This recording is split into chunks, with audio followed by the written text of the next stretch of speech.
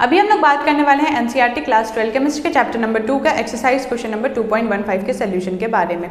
इस क्वेश्चन में बोला गया है कि एक एक्वस सोल्यूशन है जिसमें कि हमारा 2% नॉन वॉलेटाइल सोल्यूट है जो प्रेशर एक्सर्ट कर रहा है at the boiling point of the solvent. Solvent का जब बॉइलिंग पॉइंट आता है तब वो प्रेशर एक्सर्ट करता है। कौन? सोल्यूट एक्सर्ट करता है।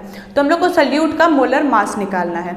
तो सबसे पहले यहाँ पे ये सोल्यूशन एक्वस सोल्यूशन है, ठीक है। तो फिर जो है हम लोग जो है जैसे एटमॉस्फेरिक प्रेशर जो होता है वो हम लोग का 1 atm होता है। तो वेपर प्रेशर जो होगा यहाँ पे लिक्विड यानी कि वाटर का जो होगा वेपर प्रेशर वो हमारा एटमॉस्फेरिक प्रेशर के बराबर होगा, यानी कि वाटर का जो वेपर प्रेशर होगा वो 1 atm होगा।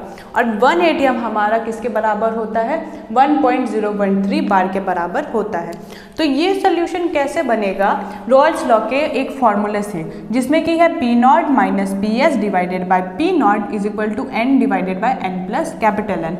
ये जो पी नॉट है ये प्योर कॉम्पोनेंट का प्रेशर है, वेपर प्रेशर है, और पी एस जो है वो सोल्यूशन का वेपर प्रेशर है, और ये स्मॉल एन जो है वो number of moles of solute है, और capital N number of moles of solvent है, ठीक है। तो ये जो हमारा फॉर्मूला है इसमें जो small N plus capital N है इसमें जो है हम लोग स्मॉल एन को नेग्लेक्ट करेंगे, यानी कि जीरो वैल्यू करेंगे। क्यों?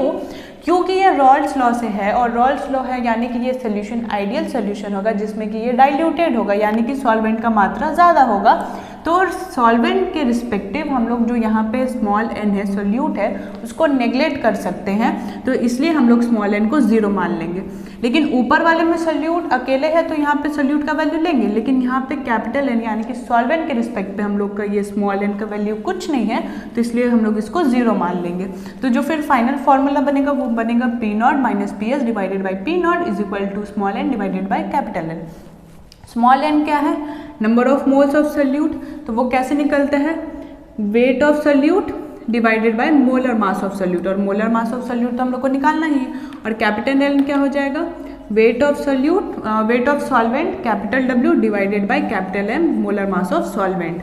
तो वही चीज़ फिर यहाँ पे फाइनल फॉर्मूला आया P not minus P S divided by P not is equal to weight divided by molar mass, ये सोल्यूट का और ये सॉल्वेंट का, ठीक है। तो अब हम लोग वैल्यू पुट करेंगे। पी नॉट हमारा कितना हो जाएगा? लिक्विड का वाटर का कितना है? 1.013 माइनस सोल्यूशन का कितना दिया हुआ है?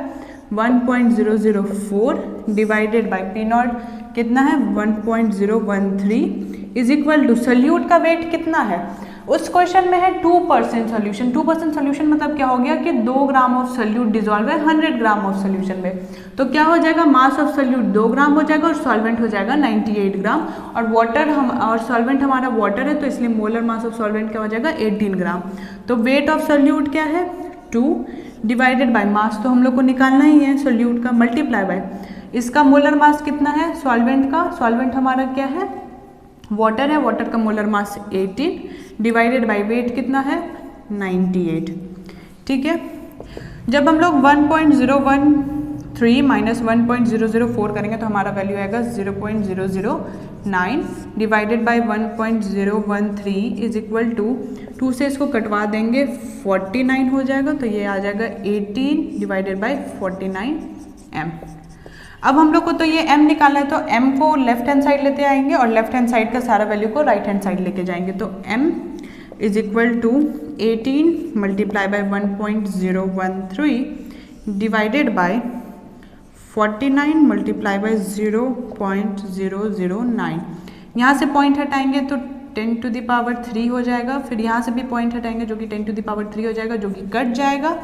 और उसके बाद जब हम लोग इसको सॉल्व करेंगे तो हमारा वैल्यू आएगा 41.35 ग्राम पर मोल। तो हमारा जो मोलर मास ऑफ सोल्यूट आया वो कितना आया? 41.35 ग्राम पर मोल हमारा वैल्यू आया।